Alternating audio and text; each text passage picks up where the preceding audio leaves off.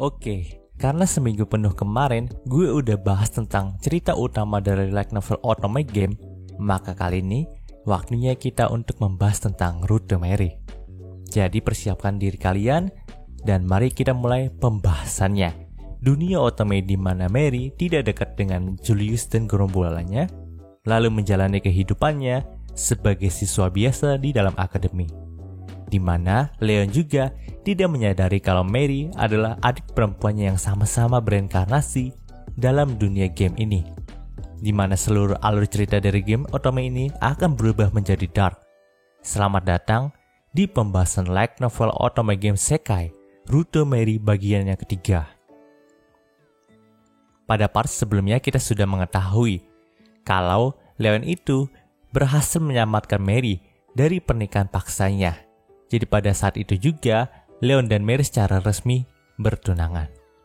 Sementara itu Nyx dan putri sulung dari keluarga Rosebell yaitu Dorothea resmi menikah juga. Nyx juga sudah diangkat sebagai Counts dari keluarga Balford karena ia, Leon dan ayah mereka telah mengungkapkan pengkhianatan keluarga Offley dan Ravan. Tapi ada hal yang sangat disayangkan, yaitu Olivia yang telah dirasuki oleh arwah jahat dari Saints masa lalu. Pada part kali ini, panel cerita pun berfokus kepada karakter Leon dan Nyx. Di sini, Nyx itu sedang curhat ke Leon karena memang di akademi itu Nyx tidak diajari tentang mengatur wilayah seorang bangsawan. Ya, kita tahu sendirilah, kalau Akademi Holford itu kan memang lebih mengajarkan siswanya untuk berkencan dengan wanita doang, dan bukannya buat mengurus keperluan rumah tangga bangsawan gitu. Jadi, sewaktu Nyx diangkat menjadi seorang Counts, Nyx itu sangat pusing karena banyak pekerjaan yang harus dia urus. Selain itu, Nyx juga dipusingkan lagi dengan istrinya yaitu Dorothea. Kita selalu sendirikan kalau si Dorothea itu memiliki sikap yang masokis. Jadi, Nyx itu nggak bisa menghandle Dorothea sendirian, teman-teman. Di sini, Nyx juga berkata kalau setiap harinya Dorothea itu mengatakan kepada Nyx kalau ia itu sangat suka mengikat Nyx dan ia juga menginginkan Nyx itu untuk mengikat dirinya di ranjang. Mendengar hal itu, Leon pun hanya bisa tersenyum kepada kakaknya. Lalu ia pun berkata, apa yang perlu dikhawatirkan tentang Dorothea? Secara pribadi, Leon juga menganggap Dorothea sebagai wanita yang sangat cantik, apalagi dia memiliki dada yang sangat besar. Mendengar perkataan Leon, Nyx pun berkata kalau dia bukanlah orang yang memilih wanita berdasarkan dada mereka seperti Leon. Mendengar hal itu, Leon pun membalasnya kalau apakah Nyx itu buta, karena memang Mary itu nggak memiliki dada. Setelah perdebatan kakak adik itu, tiba-tiba saja Dorothea dan Mary pun datang menemui mereka dengan muka yang seram. Sepertinya mereka juga sudah mendengar pembicaraan dari Leon dan Nyx. Di sini tentu saja Dorothea itu langsung menarik Nyx untuk pergi bersamanya. Karena memang hari ini mereka itu harus mengumpulkan anak kelas 3 di Akademi Kerajaan Holford untuk bekerja sama dengan mereka. Tapi di sini Mary pun langsung memukul Leon dengan tinjunya. Sepertinya Mary itu udah mendengar pembicaraan Leon dengan Nyx yang mengatakan kalau Mary itu nggak punya dada. Jadi di sini Mary pun mengatakan kalau dia itu punya dada, ya walaupun dadanya tidak sebesar Dorothea. Lalu pembicaraan mereka pun berpindah ke nasib Nyx dan Dorothea. Karena memang kisah cinta mereka itu sangat unik di mata Mary dan Leon. Kalian tahu, keluarga Rosebell itu memohon kepada keluarga Balford kalau upacara pernikahan Nyx dan Dorothea itu hanya bisa dihadiri oleh kerabat saja. Karena memang Dorothea itu ingin bertukar dalam tanda kutip kalung. Kalung. Ya, kalung bukannya cincin. Dan kalung di sini kayak kalung yang biasa dimiliki sama orang-orang masokis gitulah. Selain itu, dia juga membacakan pidato yang membangkungkan teman-teman di pesta pernikahannya itu. Pidato itu berkata kalau dia dan Nyx akan selalu bersama apapun yang terjadi. Dan dia juga akan menjadi satu dengan Nyx dengan cara mengikatnya di ranjang. Jadi, walaupun mereka mati dan terlahir kembali, maka ia berjanji tidak akan melepaskan Nyx dari tali itu, karena memang itu adalah bukti dari cinta mereka. Nah, setelah mendengar pidato yang membangkangkan itu, Leon dan Mary pun menjadi gemetar, apalagi mereka sendiri kan seorang reinkarnator dan udah membuktikan kalau konsep reinkarnasi itu benar-benar nyata. Ya bisa dibayangin sendiri lah, kalau ada yang ngomong kayak gitu di depan reinkarnator gitu. Setelah itu, topik obrolan Mary dan Leon pun berganti ke event perang yang akan terjadi dalam game ini. Di sini Mary pun meminta Luxon untuk membantu mereka dalam event perang nanti, karena memang dalam game aslinya para murid di Holford itu akan membantu kerajaan mereka untuk berperang dengan Vansos Dukdom. Mendengar hal itu, Luxon pun sedikit heran kenapa kerajaan ini sampai membuat para siswanya ikut berperang. Mendengar logika dari Luxon itu, Mary pun sadar kalau hal itu masuk akal juga ya. Nah, hal itu juga membuktikan kalau semua orang dewasa di kerajaan Holford ini sangat tidak berkompeten, teman-teman. Tapi terlepas dari itu semua, Leon pun mencoba untuk menjabarkan perang yang Mary katakan dalam game ini. Di sini, ia pun menjelaskan kalau ada 3 pihak yang membuat kerajaan ini berperang. Pertama, adalah keluarga Offley yang berkhianat kepada kerajaan Holford. Tapi keluarga Offley sendiri sudah dimusnahkan oleh Leon. Kedua, adalah bajak laut langit yang merupakan antek-antek dari keluarga Offley dan akan menyerang para siswa saat Dharma Wisata selanjutnya. Tapi, Leon juga sudah memusnahkan bajak laut langit itu saat ia menyelamatkan Mary dari pernikahan paksanya. Jadi, musuh mereka saat ini hanyalah tinggal Vansos Dukdom saja yang akan men-summon monster untuk menjadi bos pertama dan bos ketiga di gamenya nanti. Tapi pergerakan dari Vansos Dukdom itu akan terjadi ketika mereka sudah kelas 3. Jadi mereka masih memiliki 1 tahun lagi untuk mempersiapkan diri melawan Vansos Dukdom. Mendengar hal itu, Luxon pun berkata kalau mereka tidak perlu menunggu selama itu, karena memang jika Leon sudah memerintahkannya untuk menghancurkan Vansos Dukdom sekarang juga, ia bisa menghancurkan kerajaan itu. Dan mungkin saja berita kalau kerajaan Vansos Dukdom itu udah hancur bisa tersebar di koran besok. Mendengar hal itu, Mary dan Leon pun langsung terkejut karena memang ia tidak menyangka kalau Luxon mengatakan hal sekejam itu. Di sini Leon pun berkata dengan jelas kalau ia tidak mungkin memerintahkan Luxon untuk melakukan genosida seperti itu. Mendengar hal itu, Luxon pun mengiyakannya. Lalu obrolan mereka pun berpindah ke suasana suram yang terjadi dalam akademi belakangan ini. Ternyata, Julius dan gerombolannya itu makin fanatik dengan Olivia, teman-teman. Jadi, siap ada bangsawan yang mengganggu Olivia, walaupun hanya mengejeknya saja. Ejekan verbal gitu, kayak omongan. Mereka itu langsung dikeluarin loh sama Julius dan gerombolannya dari akademi. Mengingat, mereka semua kan adalah putra dari semua keluarga yang memiliki posisi penting di kerajaan Holford ini. Jadi mengeluarkan 1 atau 2 siswa saja bukanlah suatu permasalahan bagi mereka. Nah, gawatnya lagi, semua siswa yang ingin dikeluarkan sama Julius dan gerombolannya itu mencari perlindungannya sama Angelica. Jadi hubungan Julius dan Angelica juga semakin runyam, teman-teman. Tapi tentu saja Olivia kan memang dikendalikan sama arwah saint dari masa lalu tuh yang pengen menghancurkan Holford. Jadi ya memang dia itu sengaja mewadulin semua orang yang menjahatinya supaya diusir dari akademi ini oleh Julius dan gerombolannya. Dan dengan begitu reputasi Julius sebagai putra mahkota juga akan turun. Karena memang yang diusirin sama Julius dan gerombolannya itu adalah anak-anak dari fraksi pendukungnya Julius juga. Terus karena memang cerita seperti ini merupakan perkembangan yang wajar dalam gamenya, Leon dan Mary itu nggak mau ikut campur, teman-teman, dan hanya membiarkannya saja. Mereka mengira ini merupakan keadaan normal, jadi mereka itu angkat tangan gitu. Padahal mereka itu masih belum tahu akibat dari tindakan mereka yang hanya cuma menonton perkembangan cerita di game ini aja. Memang, maksud mereka itu baik, karena tidak mau terlalu mengganggu perkembangan alur dari cerita game ini. Tapi justru hal itulah yang merupakan kesalahan terbesar mereka. Bahkan mereka saja masih belum sadar kalau Olivia itu telah dirasuki oleh arwah dari Saints masa lalu. Panel cerita pun berpindah ke koridor akademi. Di sini, Julius dan Olivia itu baru saja pulang berkencan. Ya seperti biasa, Julius itu malah kencannya sama Olivia, bukannya sama Angelica.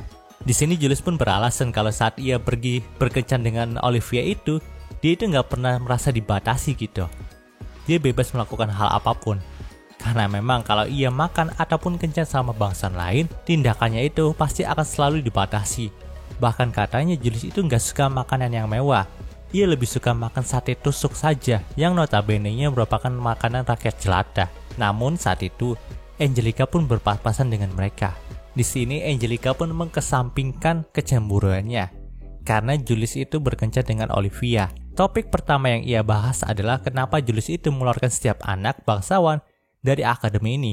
Padahal jika mereka melakukan kesalahan seperti itu, Julius itu harusnya hanya mencegurnya saja atau memberi peringatan terlebih dahulu.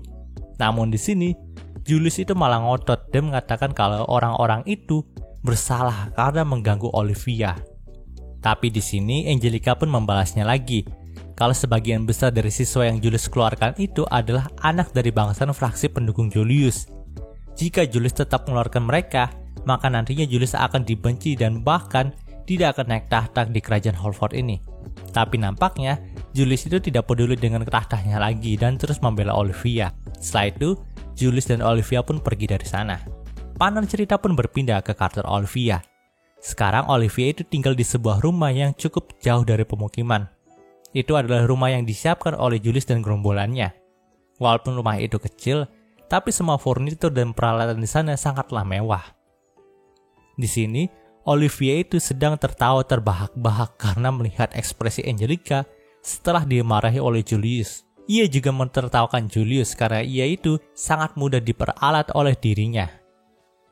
Ya, memang sains terdahulu yang merasuki tubuh Olivia sangatlah dendam kepada kerajaan Holford. Ia juga berniat menghancurkan kerajaan Holford secara perlahan. Di sini sebenarnya Olivia juga masih belum sepenuhnya dikendalikan. Di beberapa waktu terkadang jiwa Olivia itu melawan balik sang sains dengan mencekik tubuhnya sendiri agar mereka mati bersama. Tapi kekuatan dari arwah sains itu dapat meredam hal tersebut. Oh ya, di sini sang sains juga berkata kalau dia itu ingin menyelesaikan urusannya dengan Lia dan membalaskan dendamnya. Namun di sini masih belum jelas siapakah yang dimaksud Lia itu. Panel cerita pun berpindah ke istana Van Sostudom. Di sini Leon dan Mary itu sedang menyusup untuk menculik suling ajaib yang menjadi kartu as bagi Van Sostudom. Ya, tadinya kan Luxon itu menawarkan untuk melakukan genosida saja terhadap Van Sostudom.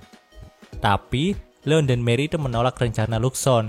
Mereka lebih memilih untuk menyelesaikannya dengan cara yang cukup damai, yaitu mengambil suling ajaib dari Van Sostudom. Nah, pada awalnya Mary dan Leon itu hampir tertipu dan mengambil suling ajaib yang palsu yang berada di ruangan tahta. Tapi pada akhirnya sih, Luxon itu memberitahu posisi suling yang asli kepada mereka. Setelah mendapatkan suling yang pertama, mereka pun berlanjut ke kamarnya Sarah, adik dari Gertrude, karena memang suling ajaib yang dimiliki oleh Van Sostudom itu ada dua, teman-teman. Satunya dipegang oleh Sarah, dan satunya lagi diletakkan di ruang harta. Setelah mereka melumpuhkan semua penjaga di kamar Sarah, Leon dan Mary pun langsung masuk ke dalam kamar Sarah. Luxon juga memberitahu kalau suling ajaib itu berada di balik lukisan kamar itu. Tapi pada saat mereka sudah mengambilnya, Sarah itu terbangun teman-teman dan ingin langsung berteriak ketika melihat dua orang penyusup yang ada di kamarnya. Namun Mary pun langsung membuka mulut Sarah. Lalu Leon pun berbicara kalau mereka ke sini untuk mengambil suling ajaib dari Van Sostudom. Karena memang suling ajaib ini sangatlah berbahaya jika dibiarkan begitu saja. Di saat terakhir, Leon juga berkata kalau jangan sampai Sarah itu tertipu dan terlalu percaya kepada semua petinggi dari Van Sostudom karena banyak musuh dalam istana ini. Jika Sarah ingin mengetahui sejarah sebenarnya dari Van Sostudom dan kerajaan Holford, maka Sarah itu harus mengunjungi pria tua yang ada di perpustakaan Van Sostudom. Di sini sebenarnya Leon itu nggak tahu tentang pria tua itu. Tapi karena memang Leon itu udah dikasih tahu sama Luxon kalau pria tua yang ada di perpustakaan itu sebenarnya tahu sejarah asli dan mempunyai buku sejarah asli dari Van Sostudom dan kerajaan Holford gitu. Setelah mengatakan hal itu, Mary dan Leon pun lari sekencang-kencangnya dari istana tersebut. Keesokan harinya, Sarah itu langsung menuju ke perpustakaan untuk mencari kebenaran tentang Van Sostudom dan kerajaan Holford. Pada awalnya, pria tua itu tidak mau menunjukkan buku tentang fakta mengenai kerajaan Holford dan juga Van Sostudom. Tapi karena didesak oleh Sarah, akhirnya pria itu memberitahu segalanya. Kalau memang sebenarnya Van Sostudom lah yang bersalah, teman-teman. Lalu Sarah dan Gertrude itu hanya dimanfaatkan sebagai senjata mereka saja. Mendengar kenyataan pahit itu, Sarah pun tidak tahu siapa yang harus ia percaya lagi. Panel cerita pun berpindah ke karakter Leon, Luxon, dan Mary. Di sini mereka sedang meneliti tentang suling ajaib dari Van Sostudom. Luxon pun berkata, kalau suling ini berasal dari teknologi manusia era lama. Tapi, ia akan menghancurkan suling ini ketika ia sudah menelitinya lebih lanjut. Dalam ruangan penelitian Luxon juga terdapat arwah dari kalung Saints yang ditangkap oleh Luxon. Awalnya arwah itu hanya tertarik dengan Mary. Tapi saat arwah itu melihat Leon, ia pun sangat terkejut. Arwah itu juga memanggil Leon dengan sebutan Lia. Bahkan, saking senangnya, ia melihat Leon, botol penyegel arwah itu hampir pecah. Jadi Luxon pun harus menurunkan sebuah dinding penghalang untuk menyegel arwah itu lagi. Panel cerita pun berpindah ke arwah yang tadi menyebut Leon sebagai Lia. Di sini, ia pun heran kenapa Lia bisa bertemu dan bersama dengan Mary yang merupakan keturunannya. Di saat terakhir, arwah itu juga bilang kalau dia ingin sekali hidup bersama dengan Lia. Panel cerita pun berpindah ke kartu Olivia, Julius, dan Jill. Di malam hari, mereka bertiga itu sedang keluar. Tapi sebenarnya itu adalah rencana licik dari Olivia yang ingin menjebak tunangan Jill, yaitu Clarice. Di sini Olivia itu tahu kalau pengikut Clarice itu sangat membenci dan berniat mencelakai Olivia. Jadi, ia memang menggunakan kesempatan ini untuk memancing para pengikut Clarice itu menyerang mereka.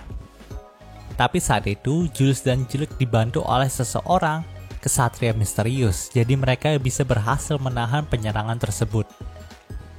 Sementara itu, Clarice dan pengikutnya pun ditahan oleh kerajaan karena didakwa melakukan kudeta dan ingin membunuh Pangeran Julius.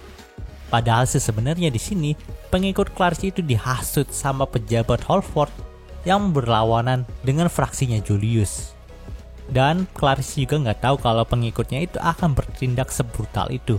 Tapi karena tidak mau pengikutnya dihukum mati, akhirnya Clarice pun mengorbankan dirinya demi para pengikutnya itu.